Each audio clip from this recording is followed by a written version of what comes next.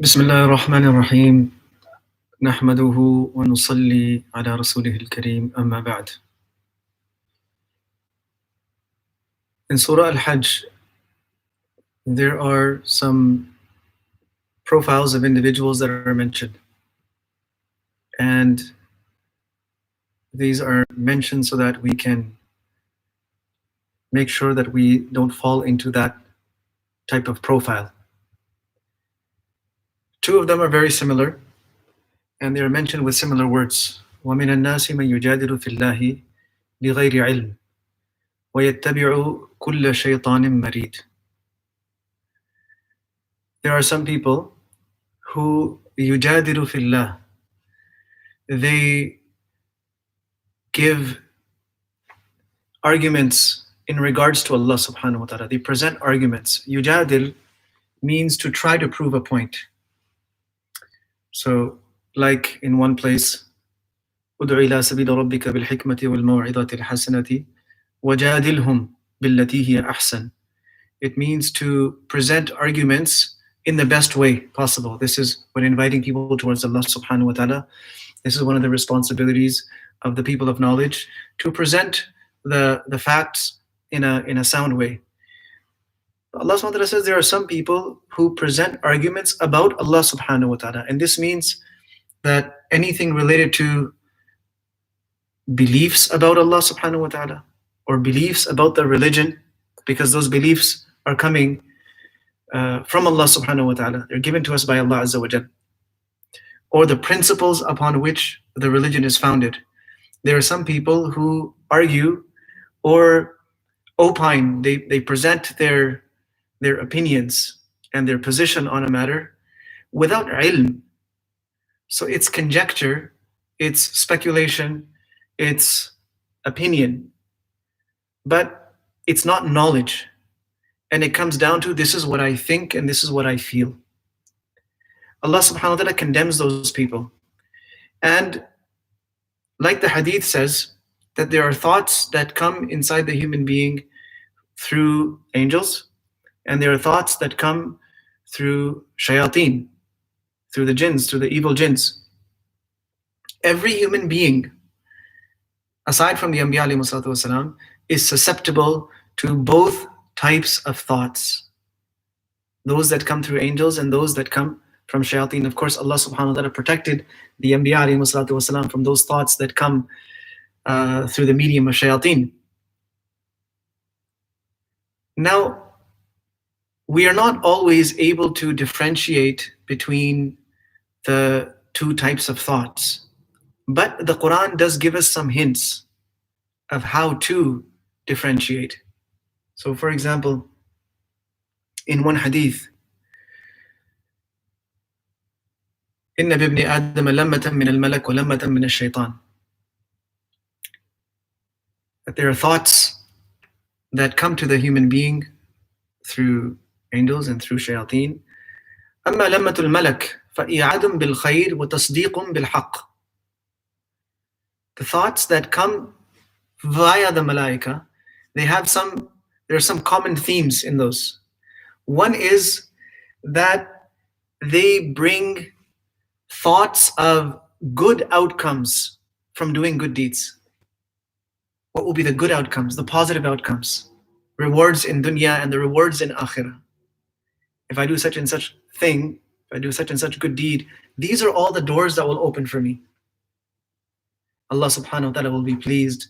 And Nabi sallallahu alaihi wasallam has told us that we will get this reward, and this deed has this effect on my life. It will bring this type of khair, this type of barakah, these types of good things into my life.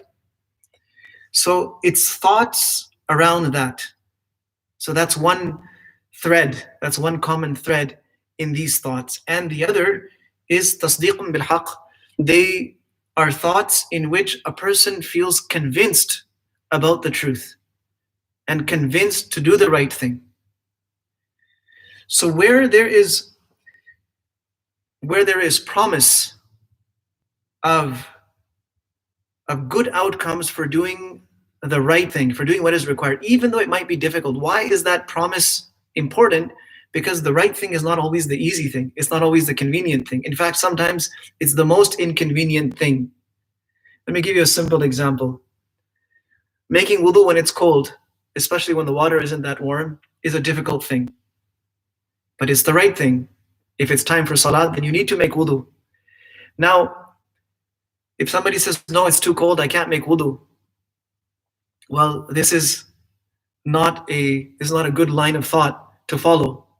But somebody who says, the thought comes that, yes, I'm going to make this little bit of sacrifice, but Allah will be pleased. How happy will Allah be that He sees His slave, His weak slave, getting up, leaving the warmth of his bed or whatever it is, and going and doing wudu in this cold room, or in this cold temperature, or with this cold water.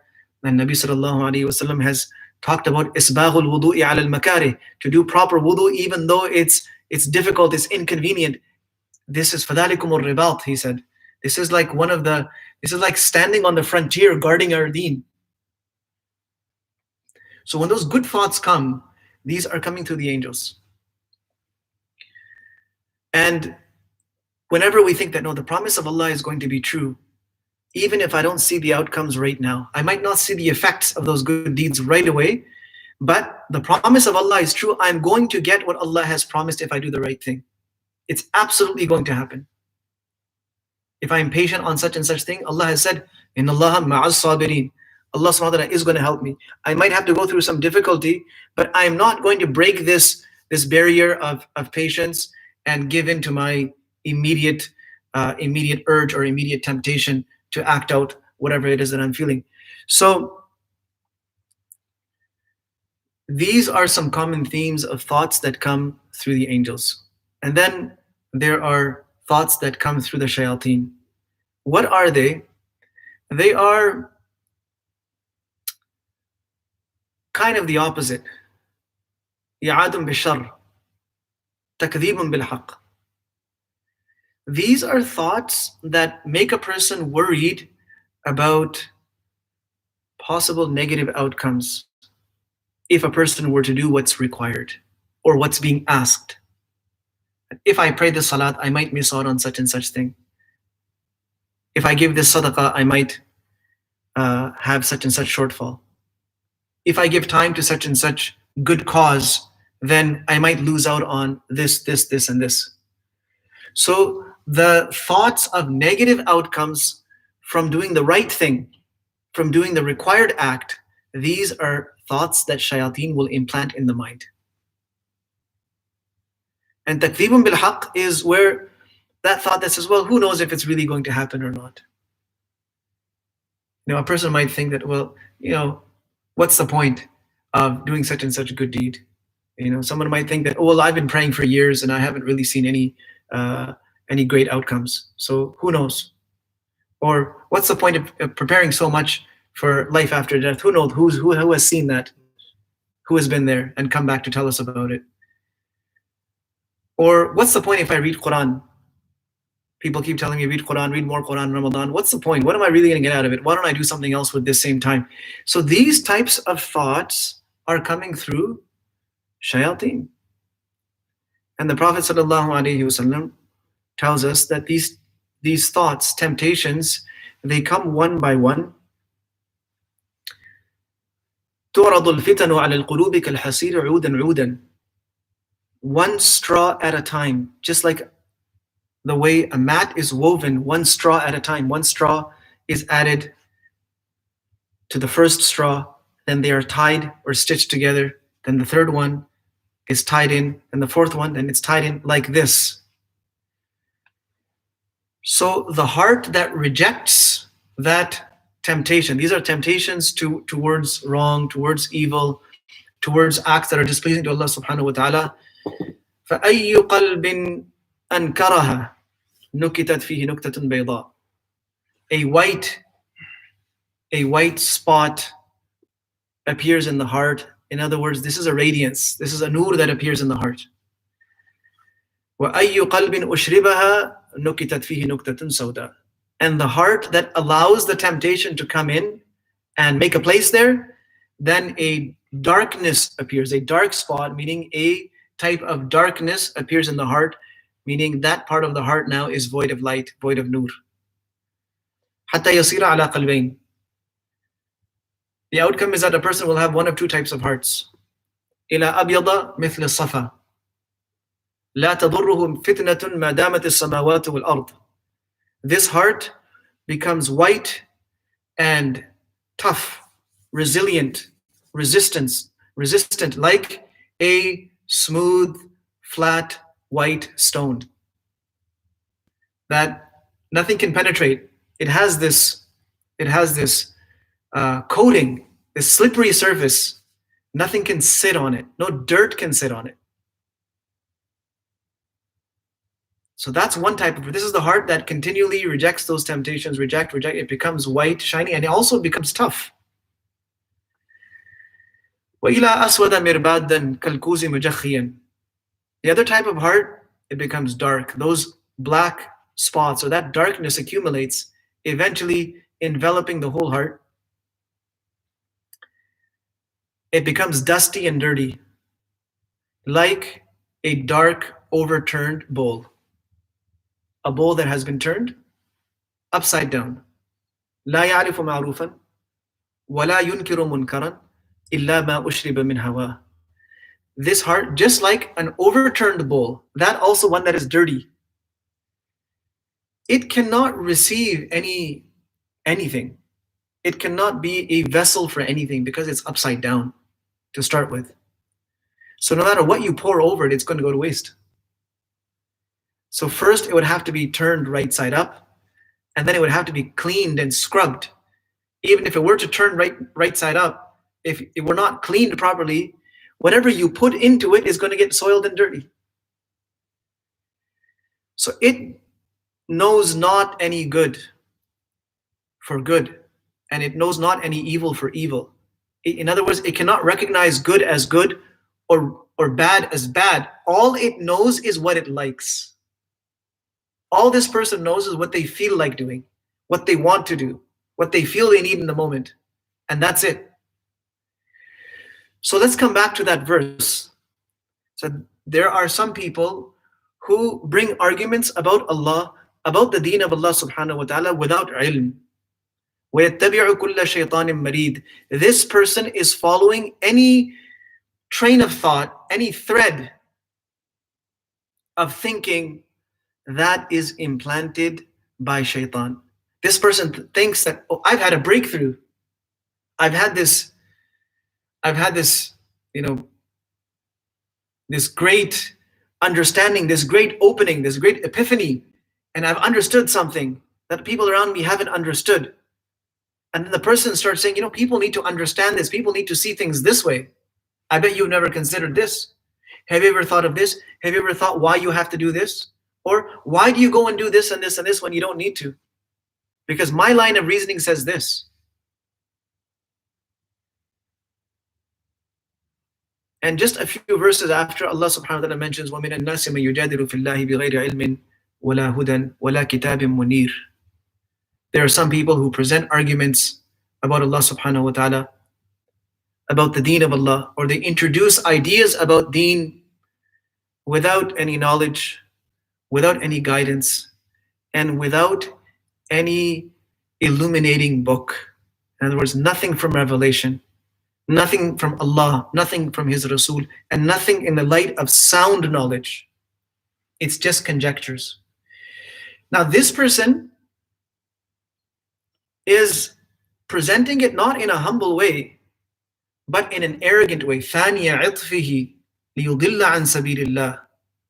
This person is acting arrogantly. They turn away in disdain from anyone who disagrees with them. Oh, you don't know, these ignorant people, these illiterate people, those uneducated people. They don't know. These are not academics. They don't understand what I'm talking about. I have studied this, and this. So, lack of understanding of revelation, lack of knowledge, no illuminating book, meaning nothing from Quran, nothing from Sunnah. And it's just ideas. And they're presenting it in a very haughty way, in a very arrogant, conceited way. That if you don't understand what I am saying, then you are, I feel sorry for you. And if you don't agree with what I'm saying, then you know what, I don't have time for you.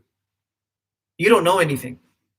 I have this enlightened mind that I'm presenting all of these things with. But the fact is that where are these thoughts coming from? We don't take our deen from the minds of individuals. This deen hasn't come from the minds of human beings. This deen has come from above. It has come through a pure, untainted, divine revelation. That's what will decide what is true and what is not true. Whatever someone says is going to be weighed against the clear texts of Quran and Hadith and the principles of deen that have been extracted from Quran and Hadith. Everything that anyone says is going to be compared against this. If it matches, alhamdulillah. And if it conflicts, then a true Muslim will never put aside sound revelation, sound text for the sake of someone's ideas. No matter how appealing they may be, no matter how well formulated the arguments may be, no matter how logical it may sound at the time, or no matter how convenient it may seem. Say, no, our book says this. So what's happening today is, in the name of academic discourse, or in the name of new research, or in the name of enlightenment, in the name of evolved thinking, in the name of modernism, in the name of liberalism, in the name of creating ease, there is a great deal of discourse taking place outside in the Muslim world. Unfortunately, part of that discourse falls under what these verses are saying. There's no basis for it. And the only thing behind it is our own nafs, shaitan. We want things that make sense to us. We want things that are convenience to us. We want things that meet and match our intellectual requirements. In other words, we want deen, this vast ocean of a deen, to fit into this small head of mine. And if it doesn't, then I'm going to leave whatever doesn't fit into my head. So we've made our minds the mold, and deen has to somehow fit into that mold. And if it doesn't, we'll twist it and we'll shape it until it fits there. And that will be deen, what we have in our minds. Instead of leaving deen as the mold in which we have to form our brains into. That's where we have to place our brains and let them set into that mold, and that becomes our mind. Khair. There are many fitnas of an academic nature, of an intellectual nature, that are rampant. Attacks on the very well-established beliefs of our deen, the very well-established practices, along with introducing new types of thoughts and trying to pass them off as ideologies that Islam is presenting, even though Islam is not presenting them. Introducing new practices and presenting them as something that Islam wants people to do. All of this is part of the fitna. I don't need to go into details. These are realities around everyone who sees what people are posting, what people are sharing, what content people are creating, what types of programs are being conducted, what types of literature is being written. So this is not anything new. If it was something that is new, then the Quran wouldn't have addressed it so long ago. This was happening even at that time.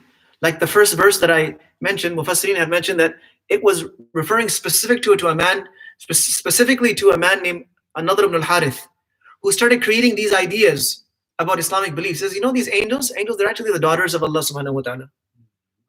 So what was this? This was an idea that he was presenting, something related to Allah, something related to Islamic beliefs. He was passing it off as if it was real, as if it was true. So anyways, these are profiles that we need to be aware of. We don't want to become one of those people who starts off a dini, a religious discussion by saying, I think. Because I think really doesn't mean anything.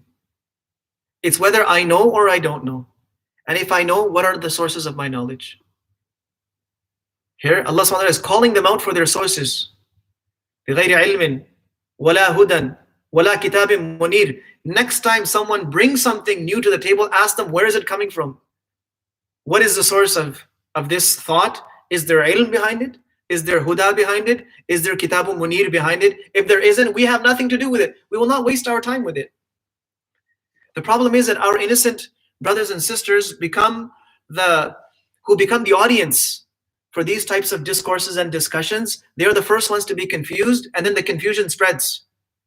It could be that there are other things that those people are saying that are very good. They might have some good messages as well. But in between that, they're mixing these types of things, and these things spread. And it could be that it's a very well-planned agenda to inject these thoughts into the ummah and see them spread. And sometimes these thoughts are not from us. They're being injected through our people by someone else. So Muslims need to be wiser. That's why in an era when we are being bombarded with information from so many sources all the time, we need to become more selective about where we get our knowledge from, where we get our information from, and most importantly, who we get our information from. Just because something has, X million number of views, doesn't make it correct. Something has been shared this many times on a social media platform, it doesn't make it haqq. So we need to be more discerning and wiser, and we need to be more firmly grounded in our principles and our roots. Thirdly, there's another profile. I mentioned there were a few. So the third one is more related to practice. These first two were of an academic and intellectual nature. This one is about practice. وَمِنَ النَّاسِ مَن يَعْبُدُ اللَّهَ عَلَى حَرْفٍ. There are some people who worship Allah subhanahu wa ta'ala on sitting on an edge. Harf literally means edge. Sitting on the edge. The edge of what? Basically on the verge of deen, where it's very easy to step away when required or when convenient. فَإِنْ أَصَابَهُ خَيْرٌ اطْمَأَنَّ بِهِ. If khair comes while they're worshipping, while they're being loyal to Allah subhanahu wa ta'ala and fulfilling their religious requirements, if there is khair, in other words, if there are favorable circumstances, then a person is content. No, I'm doing good, I'm practicing my deen, everything is good. But because this person keeps himself on the edge, they haven't plunged into deen completely. وَإِنْ أَصَابَتْهُ فِتْنَةٌ انْقَلَبَ عَلَى وَجْهِهِ.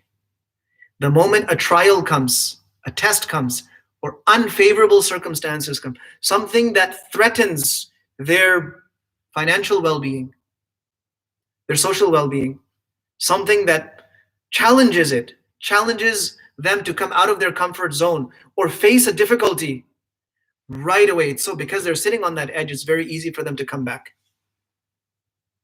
away from the deen. Inqalaba ala wajhi.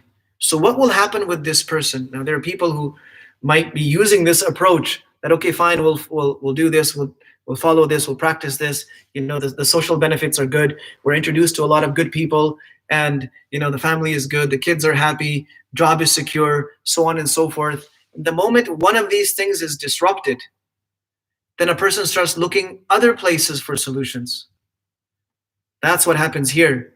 وَإِنْ أَصَابَتْهُ فِتْنَةٌ انْقَلَبَ عَلَى وَجْهِهِ. Right away the person makes a turn. So leaving the suhbah of good people, the company of good people, to go find another group of people, because these people, it's just not working with them. It's just not working. So I'm going to go hang out with these people who they're not practicing or anything like that, but I think they're good people. Well, that's something to think about. If a person is praying and everything is fine, that's fine. But if the job changes, Or if a person loses their job, oh man, I was praying all this time, I lost my job. Inqalaba ala wajhi. Right away turns around, I'm going to go do something else now with my life. What does Allah subhanahu wa ta'ala say about these people? خَسِرَ الدُّنْيَا وَالْآخِرَةِ. This person is going to lose in dunya and they're going to lose in akhirah. They will lose both. It cannot be that a person walks away from deen and actually gains something in life. It cannot be. It's never happened that a person left deen and they gained something. They made up for that by losing their deen. There's nothing you can make up for by losing deen. So these are some reflections of these profiles, or on these profiles related to these verses from Surah Al-Hajj. May Allah subhanahu wa ta'ala enable us to avoid falling into those personality traits that Allah subhanahu wa ta'ala has admonished people for. And may Allah subhanahu wa ta'ala make us from those slaves that strive to please Him in all conditions. Allahumma anta salam wa minka salam. تبارك يا ذا الجلال والإكرام. اللهم صل وسلم وبارك على سيدنا محمد وعلى آله وأصحابه أجمعين. جزا الله عنا نبينا محمد صلى الله عليه وسلم معه أهله. رب اغفر وارحم وأنت خير الراحمين. اللهم اغفر لنا ما قدمنا وما أخرنا وما أسررنا وما أعلنا وما أنت أعلم به منا. أنت المقدم وأنت المؤخر، لا إله إلا أنت. اللهم اغفر لنا وللمؤمنين والمؤمنات والمسلمين والمسلمات. اللهم حبب إلينا الإيمان وزينه في قلوبنا وكره إلينا الكفر والفسوق والعصيان واجعلنا من الراشدين. ربنا لا تزغ قلوبنا بعد إذ هديتنا وهب لنا من لدنك رحمة إنك أنت الوهاب. ربنا لا تؤاخذنا إن نسينا أو أخطأنا. ربنا ولا تحمل علينا إصرا كما حملته على الذين من قبلنا. ربنا ولا تحملنا ما لا طاقة لنا به واعف عنا واغفر لنا وارحمنا أنت مولانا فانصرنا على القوم الكافرين. اللهم إنا نسألك من الخير كله عاجله وآجله ما علمنا منه وما لم نعلم، ونعوذ بك من الشر كله عاجله وآجله ما علمنا منه وما لم نعلم، ونسألك من خير ما سألك من عبدك ونبيك محمد صلى الله عليه وسلم، ونعوذ بك من شر ما استعاذك من عبدك ونبيك محمد صلى الله عليه وسلم، وأنت المستعان وعليك البلاغ، ولا حول ولا قوة إلا بالله العلي العظيم. وصلى الله وسلم وبارك على نبينا محمد وعلى آله وأصحابه أجمعين. آمين. يا أرحم الراحمين.